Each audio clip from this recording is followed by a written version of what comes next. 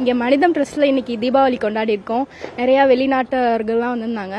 Dance ஆடி பாட்டு பாடி தீபாவளி கொண்டாடி இருக்கோம். வெடி வெடித்தோம், இனிப்புகள்லாம் கொடுத்தாங்க. குழந்தைங்கள்லாம் ரொம்ப சந்தோஷமாக இருந்தாங்க. பார்க்குறதுக்கே ரொம்ப ஜாலியாக இருந்துச்சு. இதே மாதிரி நிறைய தீபாவளிகள் இங்கே கொண்டாடணும். எல்லாருமே வயசானவங்களுக்கு உதவி பண்ணுங்கள். நீங்கள் உங்களுக்கும் தீபாவளி நல்வாழ்த்துக்கள். Same to you.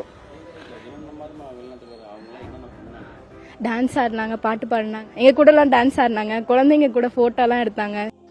ஒரு குறிப்பிட்ட ஒரு ட்ரஸ்ட்டை அவங்க காரணம் காட்டி நாங்கள் தீபாவளி செலிப்ரேட் பண்ணோம்.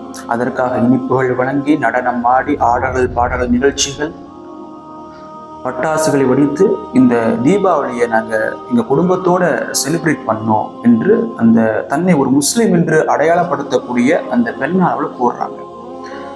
அரபிக்கில் ஒரு காயிதா ஒன்று சொல்லுவாங்க, மன் ஆஷ கௌமன் அர்பஈன யௌமன் சார மின்ஹும். எவர் ஒருவர் 40 நாட்கள் ஒரு சமுதாயத்தோடு இணங்கி செல்கின்றாரோ அவர் அந்த சமுதாயத்தை சார்ந்தவராக மாறிவிடுகின்றார். சொல்லாலோ செயலாலோ குணத்தாலோ மாறிவிடுகின்றார். ஒன்று அந்த சமுதாயத்தை சார்ந்தவராக மாறுவார், அல்லது ஏற்கனவே இருந்த இடத்தை யாருக்காகவும் விட்டு கொடுக்க மாட்டாங்க. இதனால பாருங்க, இது தப்பாச்ச, இது ஹராமாச்ச என்று சொன்னால் அவங்க என்ன சொல்லுவாங்க?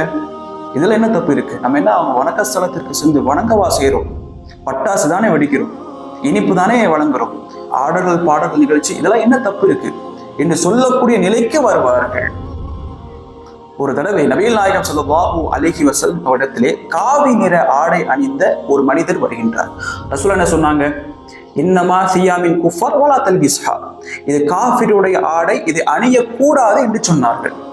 அந்த மனிதர் கேட்க வேண்டியது தானே, இது ஒரு ஆடை தானே, இதுல என்ன வந்தது? நம்ம கேட்கிறோமா இல்லையா? பட்டாசு தானே, இனிப்பு தானே வழங்குறோம், இதனால என்ன தப்பு இருக்கு? ஆடல்கள் நிகழ்ச்சி தானே. ஆனால் அதை ஏன் கண்டித்தார்கள்? இயல்பாகவே அந்த குணத்திற்கு நீங்கள் மாறி விடுவீர்கள் என்பதற்காக என்ன செய்தார்கள்? மாற்று மத கலாச்சார கொள்கையை வன்மையாக கண்டித்தார்கள் நபிகள் நாயகம் ஸல்லல்லாஹு அலைஹி வஸல்லம் அவர்கள். ரசூல் என்ன சொல்றாங்க? மன் தஷப்பஹ பிகௌமின் ஃபஹுவ மின்ஹு. எவர் ஒருவர் மாற்று மத கலாச்சாரத்தை அவருடைய கொள்கைகளை பின்பற்றுகின்றாரோ அவர் அந்த கொள்கையை சார்ந்தவர் தான்.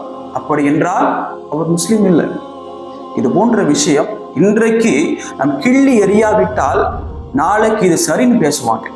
செஞ்சா என்ன தப்பு என்று சொல்லக்கூடிய ஒரு நிலைக்கு நாம் மாற்றப்பட்டு விடுவோம் என்பதற்காக நபிகள் நாயகம் ஸல்லல்லாஹு அலைஹி வஸல்லம் அவர்கள் இது போன்ற நிகழ்ச்சியை வன்மையாக கண்டித்தார்கள்.